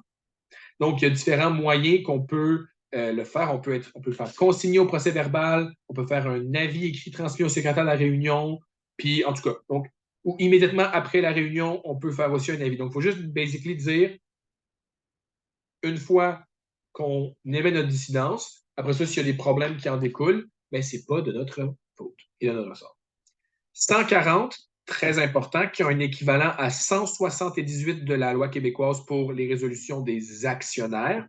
Si tous les administrateurs habiles à voter signent une résolution écrite, c'est comme s'ils avaient fait ça en assemblée. Donc, pour les plus petites entreprises, souvent, on va fonctionner comme ça. On ne va pas se faire chier à se réunir en CA à chaque fois si on n'a pas besoin, puis on va juste signer des résolutions écrites. Puis les actionnaires vont faire la même chose sous 178 à la place de à chaque fois se réunir en assemblée d'actionnaires, alors que s'ils sont juste deux, ils peuvent s'appeler, signer une résolution écrite, puis prendre leur décision. Ça, on peut voir l'équivalent à l'article 117 de la loi canadienne. Ensuite, la durée du mandat de l'administrateur, les responsabilités. Bon, jusqu'à 153, c'est relativement clair, c'est écrit, on fait ce qui est écrit. 154, très important, l'équivalent à 119 de la loi canadienne. Les administrateurs sont solidairement responsables des salaires jusqu'à concurrence de 6 mois pour les employés. Donc, s'il y a liquidation d'entreprise, faillite, etc., on peut aller rechercher auprès des administrateurs jusqu'à 6 mois de salaire pour les employés qui n'ont pas été payés. Article 155 et suivant. Les actes interdits. Donc, depuis tout à l'heure, on parle justement, les actionnaires doivent faire ci, les administrateurs doivent faire ci, doivent faire ça, ils n'ont pas le droit de faire ci, pas le droit de faire ça. Si certains actes interdits sont commis, par exemple, les administrateurs qui, par vote ou acquiescement, ont approuvé une résolution autorisant l'émission d'actions pour une contrepartie payable qui n'est pas équivalente à combien valent les actions, ben, ils vont être tenus de payer à la société la différence. Après ça, 156, les administrateurs qui, par vote ou par acquiescement, ont approuvé une résolution autorisant l'un des actes énumérés, ben, à ce moment-là, ils peuvent être tenus de restituer la somme. Donc, par exemple, le transfert d'actions non entièrement payées, l'acquisition d'actions en violation des articles 94 et suivants, le versement d'un dividende en violation de 104. Donc, s'ils font un truc qui ne reste pas les tests comptables et que ça met l'entreprise dans la marde, ben, ils peuvent être responsables de ça et payés. 157, quand même intéressant, l'administrateur qui est tenu responsable peut, avant de payer, demander au tribunal que l'actionnaire qui a bénéficié, par exemple, d'une mesure illégale redonne les sommes qu'il a reçues, un peu une espèce de bénéfice de division.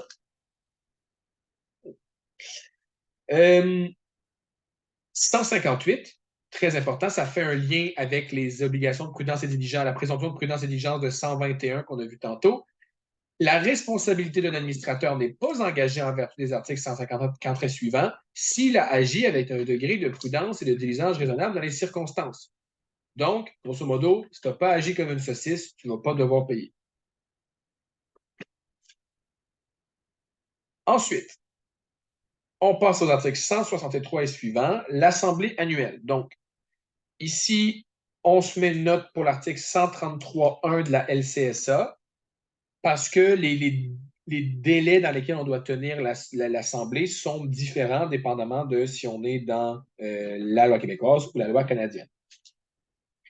L'Assemblée doit se tenir au Québec, à moins que les statuts ou tous les actionnaires habiles à voter y consentent. On fait un avis de convocation dans un certain délai qui contient la date, le lieu, l'ordre du jour. À l'article 168, on a l'équivalent pour les conseils d'administration, on a l'équivalent pour les actionnaires de dire si on se présente alors que l'avis n'était pas en norme, dans les normes et on ne chiale pas, bien, on renonce à notre droit de chialer. Alors que si on se présente uniquement pour dire que la rencontre n'avait pas lieu d'être, bien, à ce moment-là, on peut bénéficier de ça. Et on a l'équivalent à l'article 136 de la loi canadienne. À 165? Oui. Non, 168. 168 renvoie à 136 de la loi canadienne. Renonciation à la vie.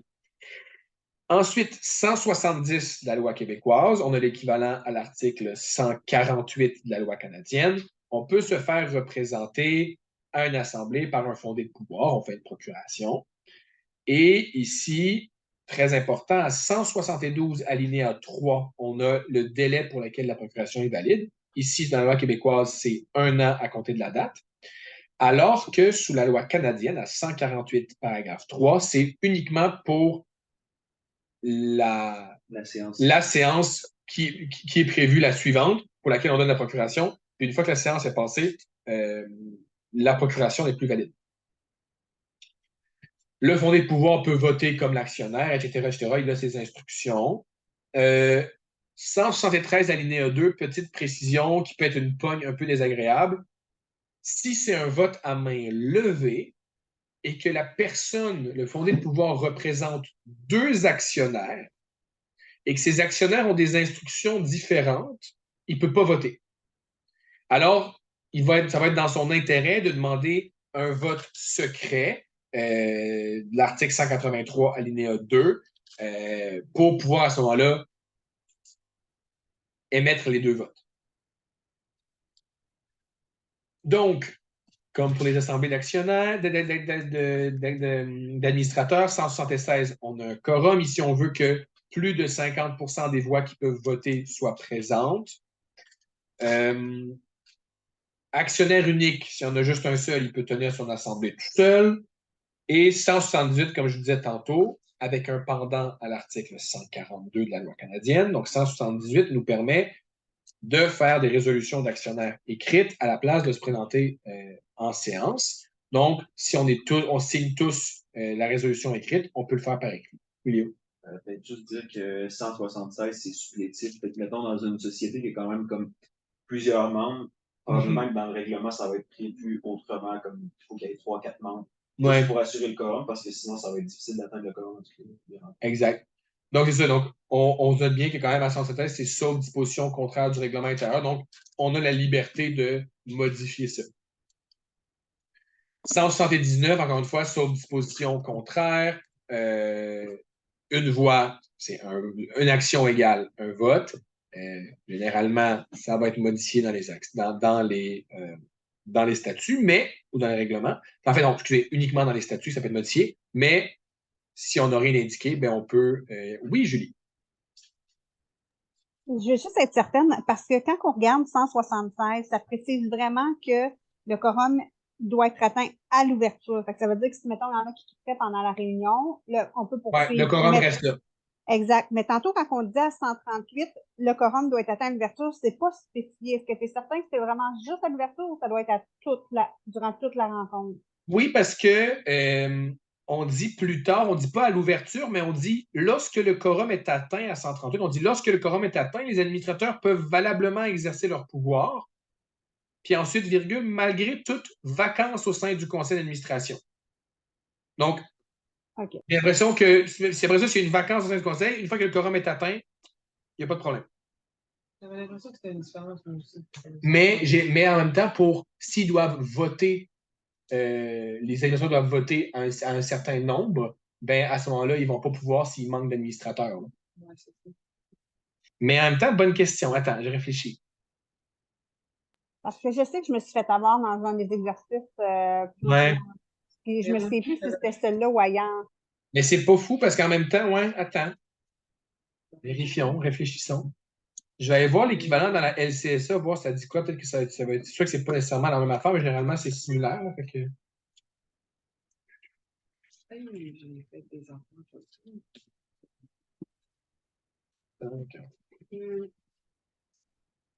139.1 de la loi sur le canadienne. C'est vrai que c'est pas écrit à l'ouverture, fait qu'en même temps, il ne faudrait pas présumer trop vite. Là.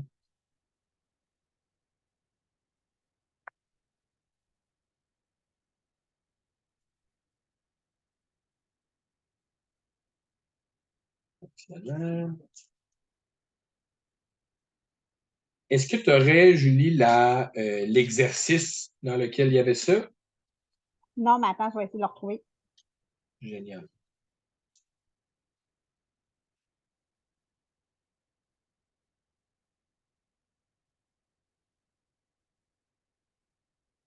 C'est parce que c'est écrit similairement dans la loi canadienne. On dit à 114.2, on dit sous réserve des statuts ou des règlements, la majorité du nombre fixe ou minimal d'administrateurs constitue le quorum. Lorsque celui-ci est atteint, les administrateurs peuvent exercer leur pouvoir nonobstant toute vacance en leur sein. Donc, je ne sais pas si ça veut dire. Je ne sais pas si le not. Mais en anglais, c'est notwithstanding any vacancy among the directors. Je ne sais pas si ça veut dire justement une vacance durant la réunion ou une vacance en général dans le sens qu'il manque un administrateur, mais si. Ouais, moi j'ai plus dans le c'est ça. Tu penses que vacance, c'est plus Vacances, en général. Que c'est pas grave s'il y a une vacance. Ouais, si le nombre est atteint, on est good to go. Ouais. Puis là, moi, celui que j'ai, par contre, le quorum lors d'une réunion du conseil d'administration de serre, c'est dans l'exercice de serre d'ici, oui, doit être maintenu pour toute la durée de la réunion. OK. C'est vraiment en vertu de l'article 28 du règlement intérieur. Fait que c'était un dossier qui avait un règlement intérieur qui prévoyait que Qui avait ça?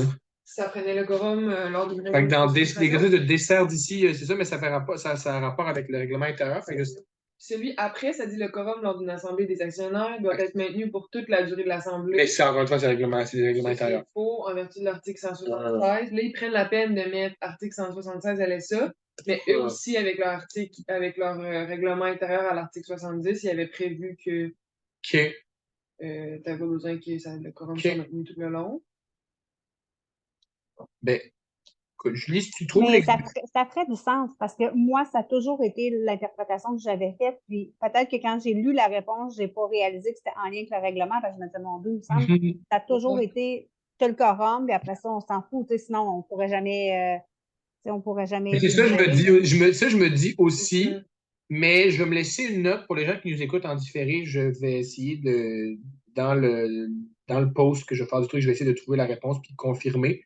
Mais, OK, on se garde ça en tête pour. Il se peut qu'il y ait une petite différence, mais c'est vrai que la rédaction n'est pas la même, ce qui est un peu drôle à 40 articles de différence. Là. En tout cas, à voir. À suivre. À suivre, à méditer.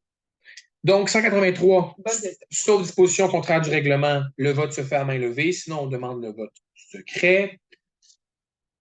Sauf disposition contraire du règlement, le président de l'Assemblée la départage en cas d'égalité des voix. Donc, ça va être modifié dans le règlement intérieur. Puis, si je me rappelle bien, ça, c'était un des trucs qui n'avait pas d'équivalent dans la loi canadienne.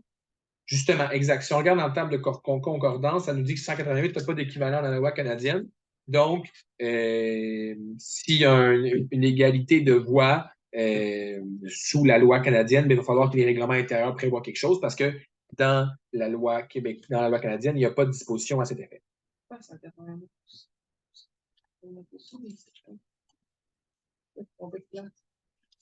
n'y en a pas non plus à 180. Qui genre la conservation des ballots. Conservation des ballots, genre. Je vais voir.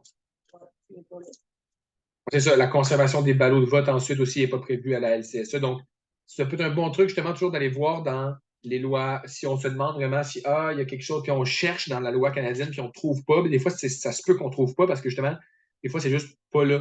Fait que ça peut être utile d'aller checker dans la table de concordance pour s'assurer que ce qu'on est en train de chercher existe. 191, article super, super important de la loi québécoise. Grosse différence avec la loi canadienne. 191 va se relier avec l'article 241, les modifications de statut. Puis on va voir le pendant aux articles 173 et suivants de la loi canadienne. Et ici, ce qui est très important, c'est que malgré l'absence de droit de vote, certaines catégories d'actions peuvent voter de manière séparée si des conditions sont atteintes. Ici, dans 191, on dit lorsque ça porte atteinte aux droits qui leur sont conférés par les actions. Donc, grosso modo, si je modifie les statuts pour réduire la dividende que reçoit une action privilégiée, il faut que les actionnaires de cette catégorie d'actions puissent voter, même s'ils n'ont pas le droit de vote. Par contre, une exception ici qui n'est pas présente dans la loi canadienne, 191 alinéa 4, paragraphes 1 et 2. On dit que cette approbation n'est pas nécessaire dans les cas suivants. Lorsque la résolution porte atteinte d'une même façon aux droits conférés par l'ensemble des actions, ou lorsqu'en vertu de la modification au statut, il est uniquement possible de porter atteinte aux droits conférés par l'ensemble des actions. Donc, imaginez la situation suivante, on est en récession économique, la compagnie ne va pas bien et toutes les catégories d'actions dans la compagnie ont droit à un dividende de 5 par année. La compagnie dit, écoutez, ça ne va pas bien, on va baisser ça à 3. Là, à ce moment-là, les actionnaires qui n'ont pas le droit de vote n'ont pas le droit de voter sur ça parce que les droits de tout le monde sont atteints de la même façon. Alors que si on dit on va seulement enlever les droits de dividendes de la catégorie B, à ce moment-là, la catégorie B va avoir un droit de vote par catégorie, par résolution spéciale, aux 2/3 pour s'assurer qu'on n'affecte pas leurs droits de manière indue. Même si elle n'a pas le droit de vote. Même si elle n'a pas le droit de vote. Exact. Puis on rappelle aussi que même si des fois on n'a pas le droit de vote, on va avoir un droit de rachat de dissidence prévu à 372. Donc, il faut faire la différence entre la capacité de voter sur une modification et la capacité de demander un droit de rachat en vertu de 372. Ensuite, on a la question des propositions d'actionnaires. Si on peut, si on veut, si on correspond aux critères prévus dans les articles, faire une proposition qui va être à l'Assemblée des actionnaires. On a les pendants dans la loi canadienne. Encore une fois, ce n'est pas très compliqué. Grosso modo, on peut demander, l'entreprise, si elle a des motifs, un motif prévu par la loi, elle peut refuser. C'est ça. Mais ça ne lie pas les actionnaires. C'est une proposition. C'est on amène un talking point à l'Assemblée. Assemblée extraordinaire, donc on peut, en dehors des assemblées annuelles ordinaires, convoquer des assemblées pour prendre des décisions. 208 au Québec, c'est les actionnaires qui détiennent au moins 10% des actions dont on a le droit de voter, alors que dans la loi canadienne, à l'article 143, c'est 5%. On peut convoquer, il y a des délais, il y a des interdictions. Bon. Article 213 et suivant, convention unanime des actionnaires. Donc, que les actions comportent ou non le droit de vote, on peut, si tout le monde consent, faire une convention et on restreint les pouvoirs du conseil d'administration. On a le pendant à l'article 146 de la loi canadienne. Il faut déclarer que ça existe au registre des entreprises, à l'article 215. Et, grosso modo, si les administrateurs se font retirer un pouvoir, bien, ça va aller, par exemple, aux administrateurs ou à la personne qui est désignée par la convention. Puis cette personne-là qui va ensuite avoir les pouvoirs et les responsabilités de prudence, diligence, honnêteté, loyauté qui s'appliqueraient à l'administrateur. Comme on parlait tantôt à l'article 218, il y a la présomption que si on ne savait pas que la convention unanime existe parce qu'elle n'est pas dans le certificat ou on n'est pas dans l'avis, on peut ensuite se retirer. Ensuite, il y a la section sur les états financiers. Sur le vérificateur, on peut en nominer un, on peut ne pas en nominer un. C'est des articles qui se lisent très clairement. Dans le sens, il faut juste savoir que ça existe, puis qu'il y a une obligation de présenter les états financiers à chaque octobre annuel, puis il y a une obligation, sauf vote contraire, de nommer un vérificateur. 240, modification des statuts. Donc, il faut avoir une résolution spéciale pour modifier les statuts de la société, sauf disposition contraire de la loi. Et il faut ensuite faire des statuts de modification et les envoyer au registraire pour que ça soit intégré dans l'entreprise. Il faut aussi le publier au livre de l'entreprise. Ensuite, correction des statuts. On peut lire ces articles par nous-mêmes. Il n'y a pas grand-chose de complexe. Refonte des statuts. Grosso modo, le conseil d'administration peut faire plein de trucs dans les statuts si ça ne touche pas aux droits des actionnaires par eux-mêmes. On peut demander l'annulation des statuts s'il y a une erreur. Bon. Ça nous intéresse peu. On va passer à l'article 271, qui est l'aliénation affectant la poursuite substantielle d'activité. Grosso modo, si on commence à vendre une grosse partie de notre matériel puis que ça va affecter nos activités de l'entreprise, bien, il faut à ce moment-là une résolution spéciale des actionnaires. À l'article 274, on a la définition des activités substantielles. Donc, c'est des critères qui sont différents de la loi canadienne, puis il y a des critères plus larges et moins définis. Ensuite, 276 et suivant, on a les questions de fusion. Donc, plusieurs sociétés peuvent fusionner ensemble. Donc, on va faire une convention de fusion. Les actionnaires dont ça affecte les droits peuvent voter par catégorie. Et s'ils ne sont pas contents, ils peuvent décider d'exercer un droit de dissidence sous 372.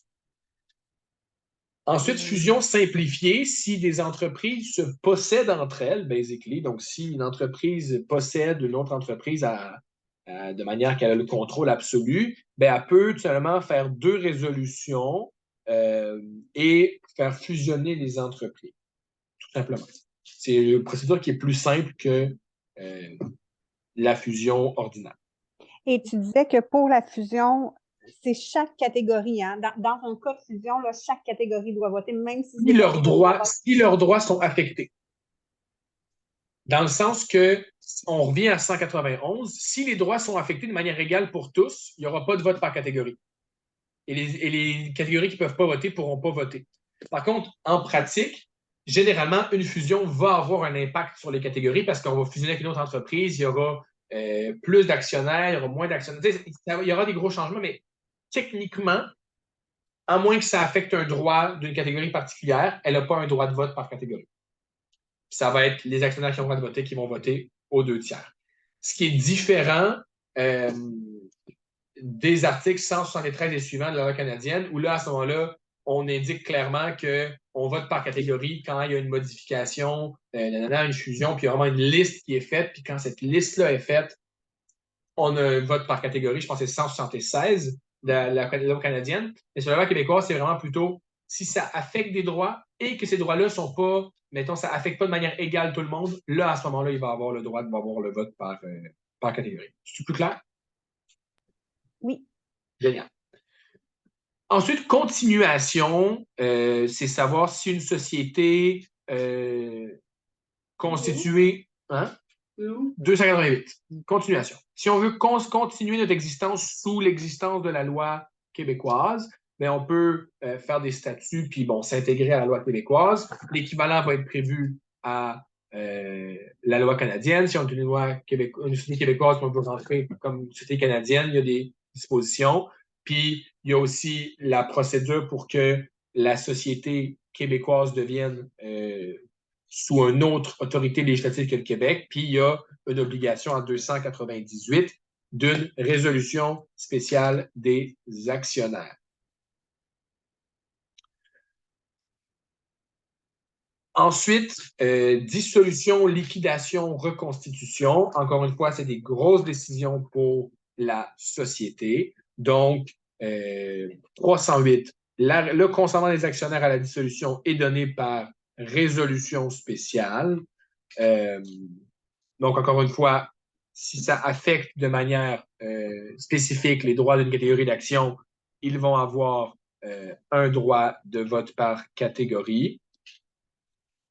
Ensuite, 312, la dissolution par l'actionnaire unique. Il y a des spécificités. Ensuite, il y a la déclaration de dissolution. Il y a toute la procédure, dans le sens qu'encore une fois, je ne pense pas que ça va être ça qui va être très important à l'examen, vu que c'est les choix de réponse, mais il faut garder en tête qu'on doit lire puis regarder c'est quoi la procédure applicable justement à une telle dissolution. Généralement, on va avoir le consentement, on va envoyer ça au registraire, le registraire va l'inscrire, il va dissoudre l'entreprise, etc., etc. Liquidation, c'est souvent ce qu'on va faire préalablement à la dissolution. Si on a des biens, il va falloir déterminer l'actif, recouvrer les créances, exécuter les obligations, la remise, le partage des actionnaires, reliquat. Donc, toutes sortes de dispositions. Encore une fois, rien de très complexe. On peut juste lire. C'est vraiment de la procédure à cet effet. Je regarde, c'est des obligations spécifiques. Encore une fois, la même chose. On liquide, on fait une clôture, on envoie au registraire. Donc, grosso modo, on peut suivre les articles comme qu'il faut. 360, par contre, important, la rétractation du consentement des actionnaires à la dissolution est faite de la même façon que celle par laquelle ce consentement a été donné. Donc, et ça se relie avec l'article 355 qui nous dit que la liquidation peut être arrêtée tant que le partage n'a pas eu lieu. Et à 360, on dit, bon, mais les actionnaires peuvent, avant que tout soit liquidé, décider qu'ils finalement, ils ne veulent pas liquider. Et 363, on peut demander au tribunal de prononcer l'arrêt de la liquidation. Et à ce moment-là, si par exemple il y a quelque chose qui a été fait pas correctement, pas dans les règles, à ce moment-là, on peut se plaindre, puis le tribunal va pouvoir interrompre la liquidation le temps qu'on règle ces problèmes-là. Ensuite, on arrive vers la fin. Là. Je vois qu'il est déjà 8h44. Là. Il reste quelques articles sur lesquels je voulais me pencher parce que le code va encore là, goes on pour plusieurs dizaines d'articles. Par contre, les articles que je considère importants jusqu'à là, il y en a deux, grosso modo, très importants. Il y en a trois en fait. On a 372 et suivants, donc les conditions d'existence du droit de rachat. Donc, si on est dans une situation du droit de rachat, on peut exiger le rachat, dépendamment qu'on ait le droit de vote ou pas. Parce qu'en fait, 372 dit si on exerce contre une résolution l'entièreté de nos droits de vote, on peut demander les critères de 1 à 7 pour avoir le rachat.